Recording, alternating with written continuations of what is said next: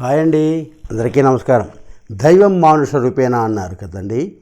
అందుకు అనుగుణంగా ఈ లోకంలో అవతరించి శాంతి, ప్రేమ, సేవ తత్వాలను భక్తులకు ప్రబోధించి ఆ మార్గంలో భక్తులను నడిపించి ప్రపంచవ్యాప్తంగా కోట్లాది మంది భక్తుల చేత పూజలు అందుకున్న భగవాన్ శ్రీ షిరిడీ సాయినాథుడి యొక్క అవతారమైన భగవాన్ శ్రీ సత్యసాయిబాబా వారి జీవిత గురించి, ఆయన యొక్క జన్మదినం సందర్భంగా శ్రీమతి రాజరాజేశ్వరి గారి ద్వారా ఆయన యొక్క జీవిత విశేషాలు, ఆ జీవిత చరిత్రని మనం తెలుసుకుందామండి.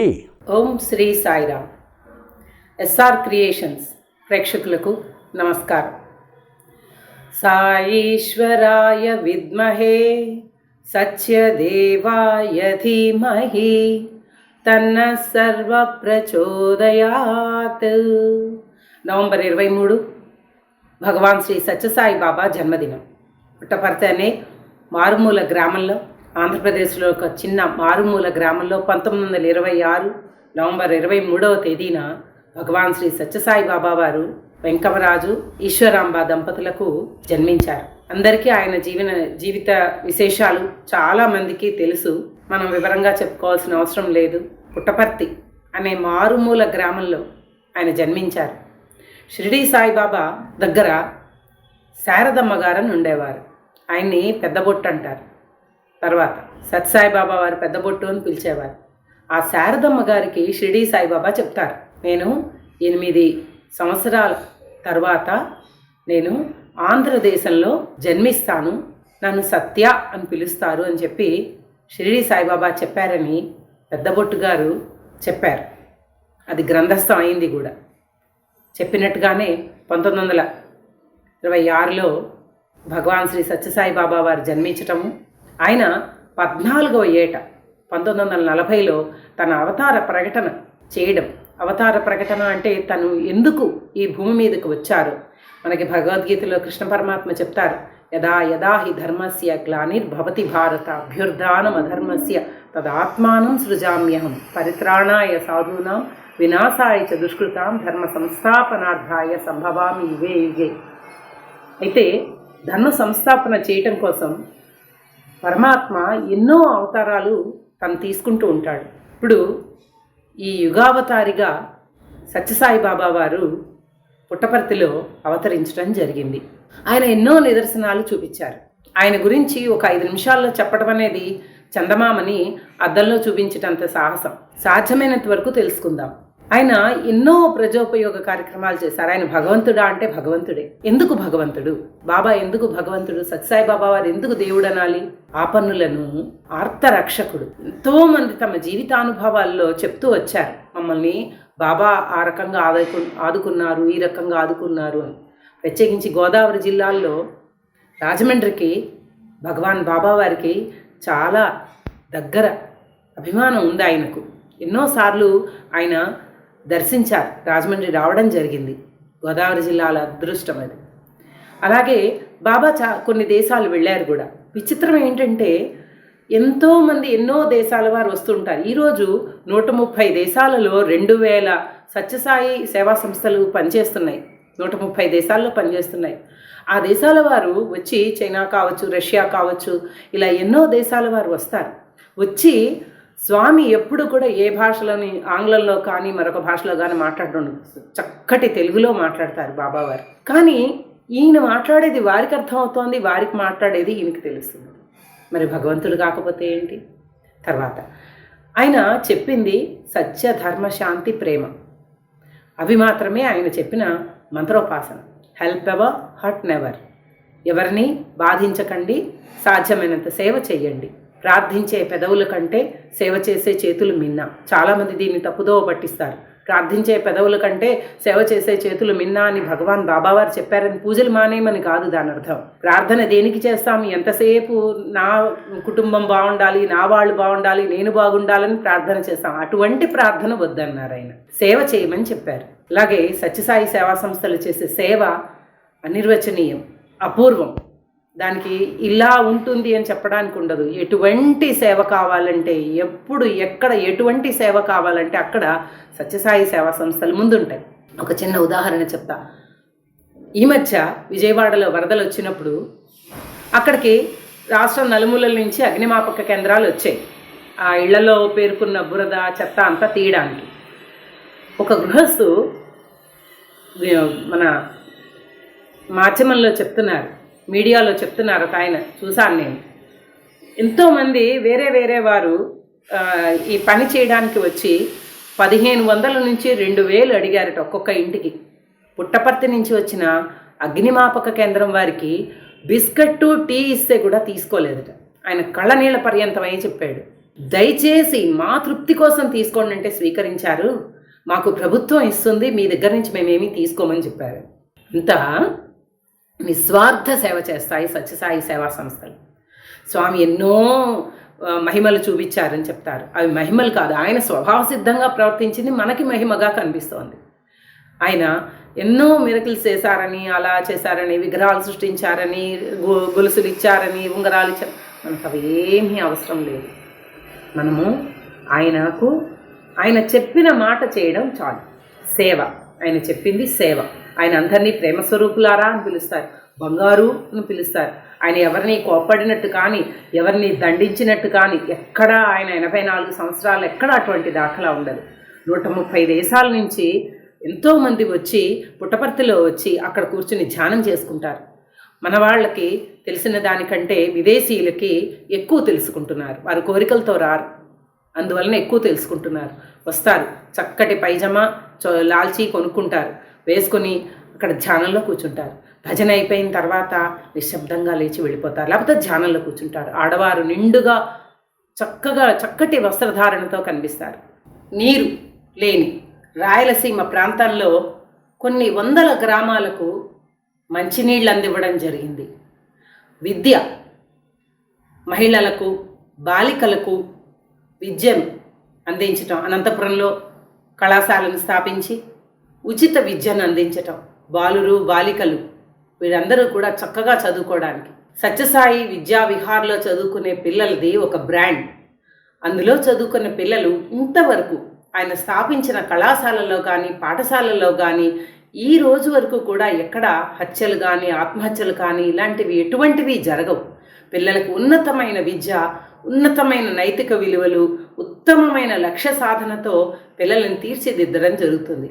ఆ విద్యాలయాల్లో చదువుకున్న ఎంతోమంది వృద్ధిలోకి వచ్చిన వారు ఇప్పుడు ఎన్నో పెద్ద పోస్టుల్లో పెద్ద ఉద్యోగాలు చేస్తూ ఉన్నతమైన స్థానాల్లో ఉండడం చూస్తూనే ఉన్నాం మనం.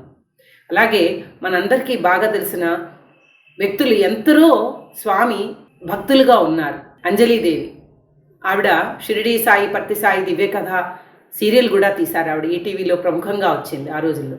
అలాగే ఎంఎస్ సుబ్బలక్ష్మి గాయనీమణి, అలాగే బాలకృష్ణ ప్రసాద్ గారు, మన గరిగిపాటి వారు, ఇలా ఎందరో ఆయన పుట్టపర్తి వెళ్ళి ఆయనను దర్శనం చేసుకుని ఆయనను ఎంతో కొనియాడారు.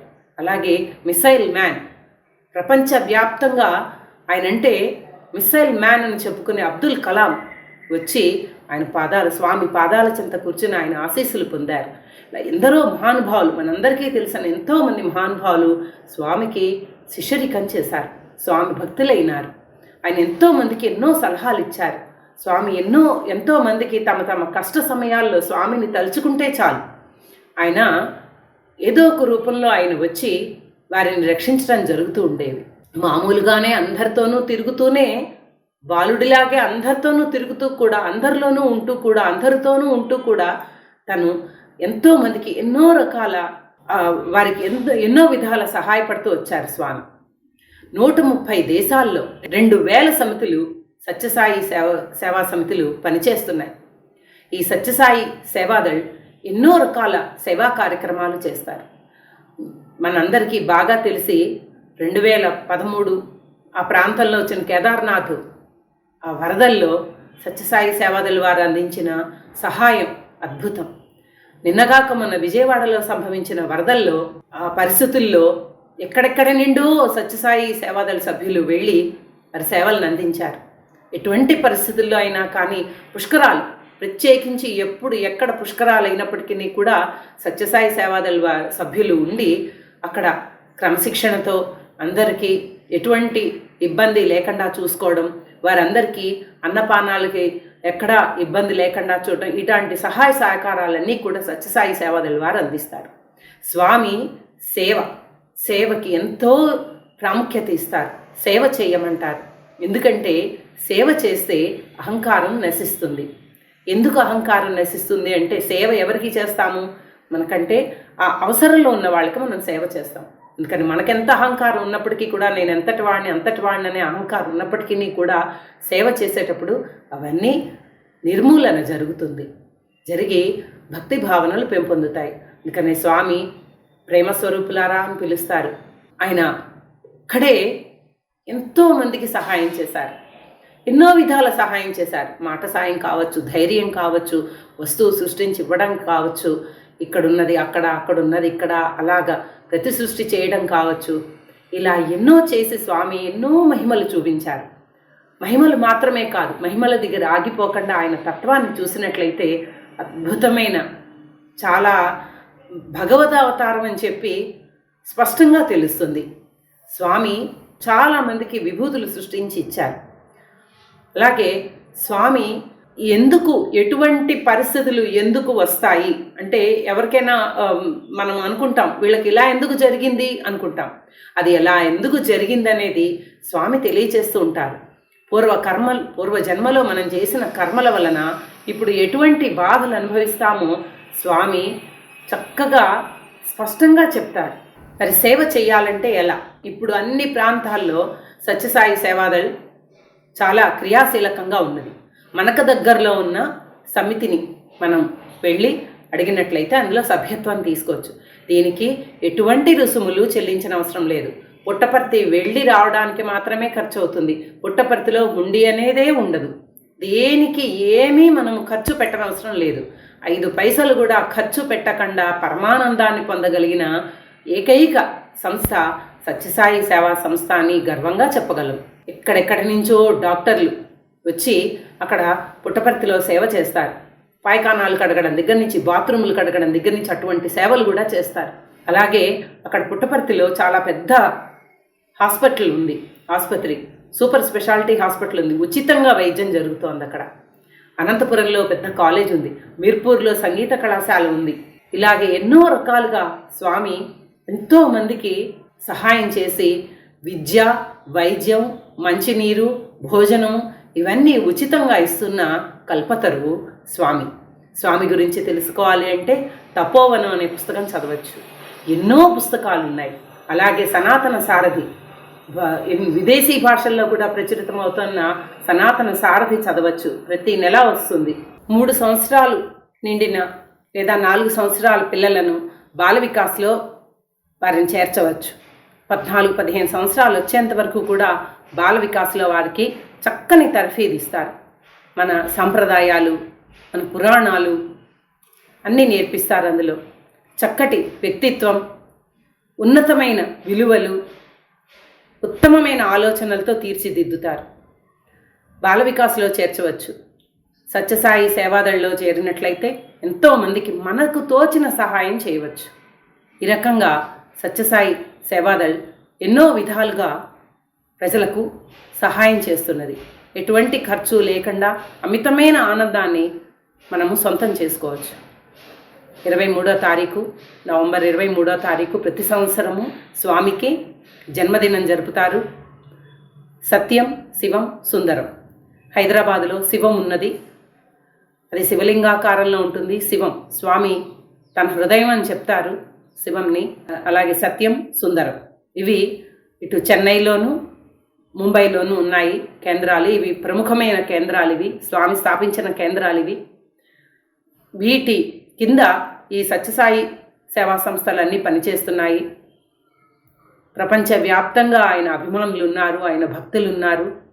ఎందరెందరో విదేశీయులు పుట్టపర్తి వచ్చి అక్కడ ధ్యానంలో ఉంటారు. వాళ్ళు ఇంత క్రమశిక్షణ, ఇంత చక్కగా ఉంటుందంటే పుట్టపర్తిలో పూర్ణచంద్ర ఆడిటోరియంలో ఒక 70,000 మంది ఒకేసారి కూర్చోవచ్చు, స్త్రీలు పురుషులు. అయితే అంతమంది కూర్చుని ఉన్నా కూడా ఒక పిన్ను కింద పడినా కానీ వినపడేటంత నిశ్శబ్దంగా ఉంటుంది. ఎవరు అక్కడ క్రమశిక్షణను ఉల్లంఘించే పరిస్థితి ఉండదు.